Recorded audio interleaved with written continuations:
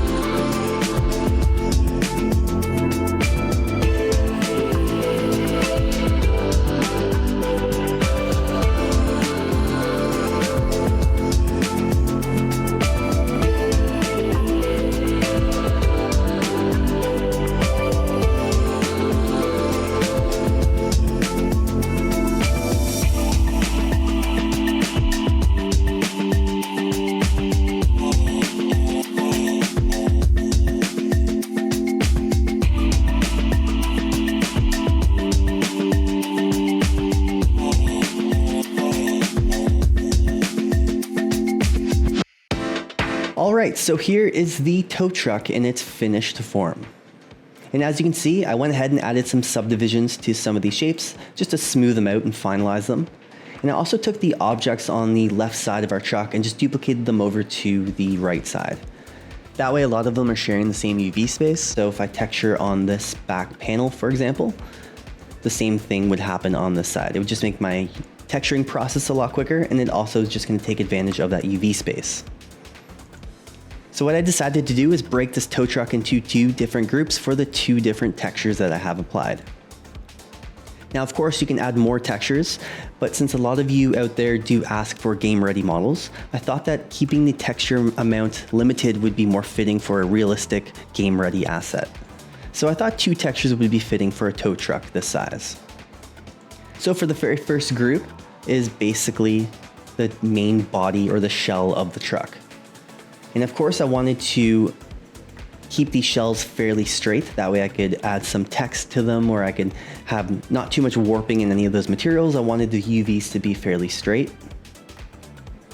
And like I said, a lot of them are sharing the same space. So these 2 windows on both sides, for example, are overlapped. And these back body panels, these back parts of the bed, they're also sharing the same UV space. The only thing that isn't sharing the same UV space is the door.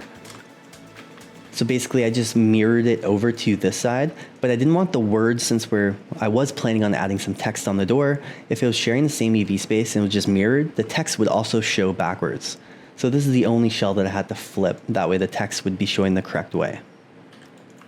But everything else is more or less just sharing the same UV space. And as you can see, the mesh is a little bit dense. That way I could just have some really smooth edges and things would look nice and rounded. But of course that's not needed, and we can go over that in a second if you created 2 meshes, if you created a lower poly one for in-game. But I decided to create just one higher poly mesh. So the second group and second texture is everything else on the truck. So the wheels, I made a really small low poly interior, and that's actually something I added last minute. Just in case you basically saw through the windows. I wasn't planning on making the windows too transparent, but I just still wanted to have something in there in case you saw some sort of roughed out, blocked out shape in there. And again, of course, I tried to keep my UV shells as straight as I could, not only to save space in my UV map, but also that way the textures could be applied correctly and I wouldn't have any weird warping. Now, I did say earlier in the video that I would duplicate a mesh over, and that's exactly what I did while I created this. So right before I went ahead and started UVing and adding subdivisions, I created basically a copy of it. And this is the process I would have done if I wanted to create a game ready model. So basically right before adding all those subdivisions, you would have one mesh like this truck you see here, which is really low poly. This could be used in game. Of course, this chain is a little ridiculous because there's lots of chain pieces, but besides the chain and maybe the rope, because it's quite high in polys as well. But things like the tires are just simple cylinders, and you don't have to have all that high dense tread that you see on the high poly mesh. Of course, it's nice having that detail in your geometry, but it's not always good for an optimized model. So if I was going to create basically another game ready model, I would go ahead and UV this and then duplicate it. And then I could start adding my subdivisions. So if you look at this hood, for example, I just took this shape here and I went ahead and just smoothed it. And I think I added 2 subdivisions to get some extra smoothness on the front here. But that's basically what I did for everything. So this front piece, for example, or you can see in this main body shape, I just went ahead and added 1 subdivision. So with all these meshes I create on this channel, there's always a part in the video where you don't have to actually just proceed with one mesh. You can simply go ahead and UV the lower poly one, and then you can just duplicate it over, smooth all your meshes to create that nice dense mesh to create your texture maps from. So then later on in Substance Painter, you can load in the 2 meshes, one is high and one is low, and then you can use this mesh as your in-game mesh, and this one as your texture mesh or your fun render mesh.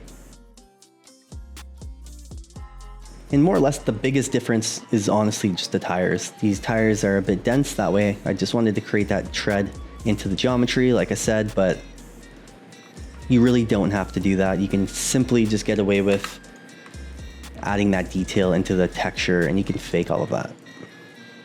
So I just wanted to go over that in this video. If you're actually interested, I will be uploading both of these meshes to my Patreon page.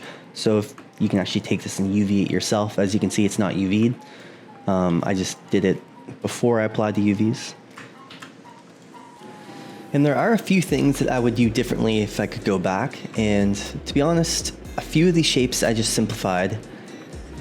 These ones in particular, the hook on the bottom here I just simplified it, made a simple shape. And to be honest, you can add a really nice hook, realistic hook, with a better way of strapping it together. I just added a couple of toruses and just put them in place.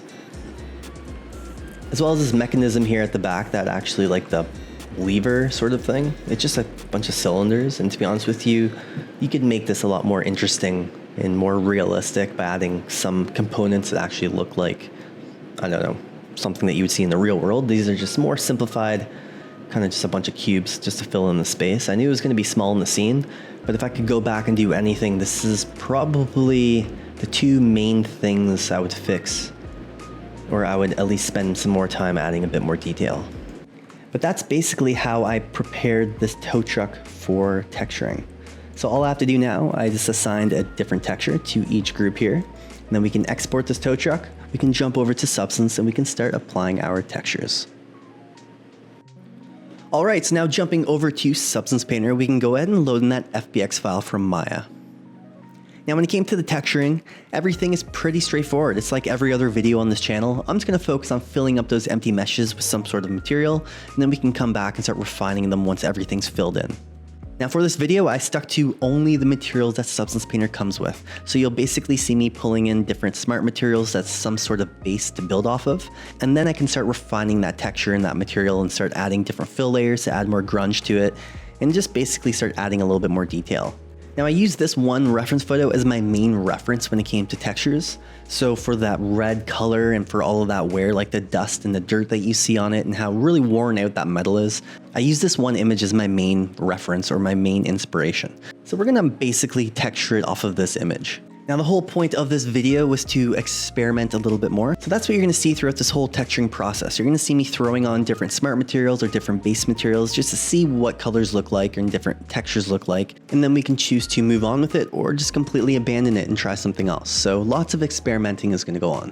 So let's start filling in these empty white meshes with some sort of material, and we can slowly texture our tow truck. Oh, and don't forget, the full real-time video will be available on my Patreon page, along with all the working files. So if you're interested in looking at the Substance Painter file and you want to open all these folders and see how I structured the materials, all of that will be available on my Patreon page, which you can find in the link in the description below.